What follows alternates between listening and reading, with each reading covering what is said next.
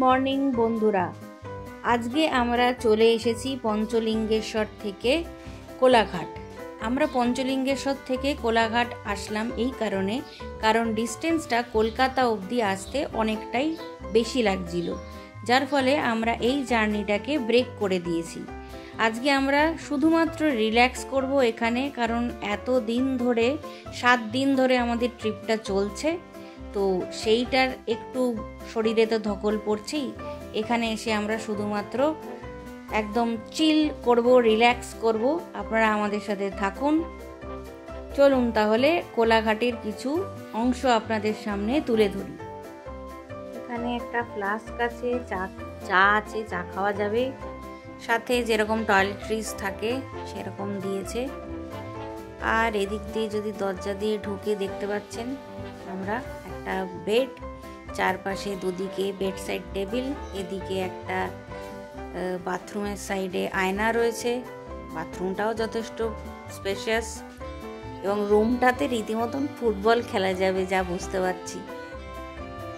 মানে well maintain, যেরকম আপনি দেবেন গুড় তেমনি আপনি পাবেন।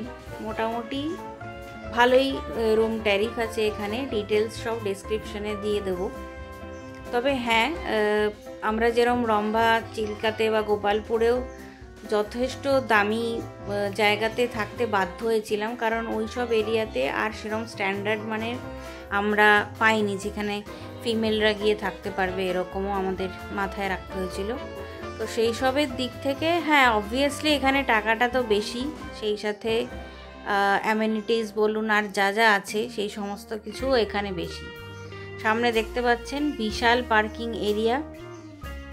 তো যথারীতি উইকেন্ড, আজকে আমরা এখানে এসে ঢুকেছি সানডে, আমাদের 8th দিন যেটা আমরা স্টে করছি কোলাঘাট সোনার বাংলাতে। এখানে প্রচুর জায়গা, প্রচুর গাড়ি এসছে, প্রচুর লোকজন এসছে দেখছি। আর এদিকটা হচ্ছে একটা করিডোর যেখানে স্পা আছে, ভিতরে কিডসের খেলার জায়গা রয়েছে। আস্তে আস্তে আমরা সেগুলোর দিকেও যাব।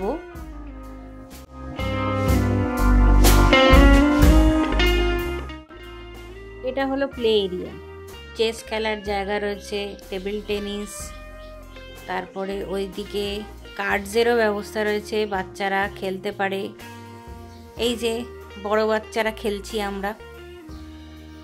এবার এখান থেকে বেরিয়ে আমরা সোজা যাচ্ছি যেদিকটা পড়ছে আমাদের রূপনারায়ণ নদী।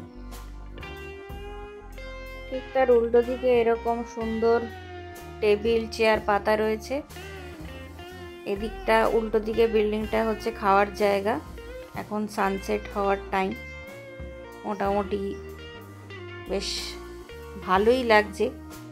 প্রচুর সাইকেল রাখা রয়েছে, যেটা ভিতরটা আপনারা সাইকেল নিয়ে গিয়ে ঘুরতে পারেন, কারণ এই এরিয়াটা তো যথেষ্ট বড়। তো এখানে যেমন সুন্দরভাবে আপনি ওয়াক করতে পারবেন, তেমনিভাবে এই পুরো করিডোরটা দিয়ে আপনারা সাইকেল চালিয়েও ঘুরতে পারবেন। আমরা এখন অর্ডার দিয়েছি চা বিকালে আর ফিশ ফিঙ্গার। উপভোগ করছি খেতে খেতে সানসেট। আমাদের ভাইজ্যাক ভ্রমণের এটি লাস্ট ব্লগ। আমাদের আগের ভিডিওগুলি দেখতে হলে আপনারা চ্যানেলে গিয়েও দেখতে পারেন, বা নিচে ডেসক্রিপশন বক্সে ভিডিওর লিঙ্কগুলি আমরা শেয়ার করে দিয়েছি, সেগুলোও ক্লিক করে দেখতে পারেন।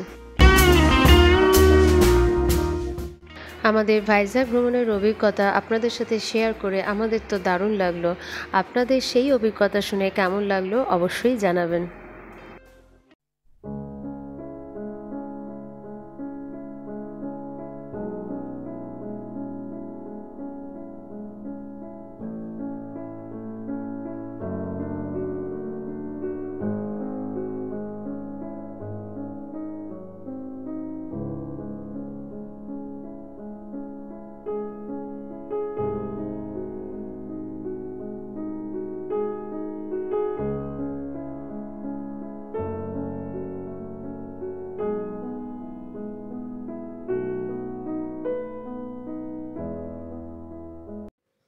এত বড় মাঠ দেখতে পাচ্ছেন, বাচ্চারা আসলে তো খুবই মজা ওদের লাগবে। এখানে দৌড়াদৌড়ি করতে পারবে, এখানে সুন্দর দোলনা রয়েছে। এইখানটা হলো রেস্টুরেন্ট, এখানে আপনারা খেতে আসবেন। এখানে রাত্রিবেলা অসাধারণ সুন্দর সাজিয়েছে, তার সাথে আমরা রাত্রের ডিনারটাও খুবই ভালোভাবে উপভোগ করলাম। আর হ্যাঁ, আমাদের প্ল্যান অনুসারে পরদিন সকালবেলায় ব্রেকফাস্ট করেই আমরা বেরিয়ে পড়ব বাড়ির দিকে। দেখা হচ্ছে আপনাদের সাথে পরের ব্লগে।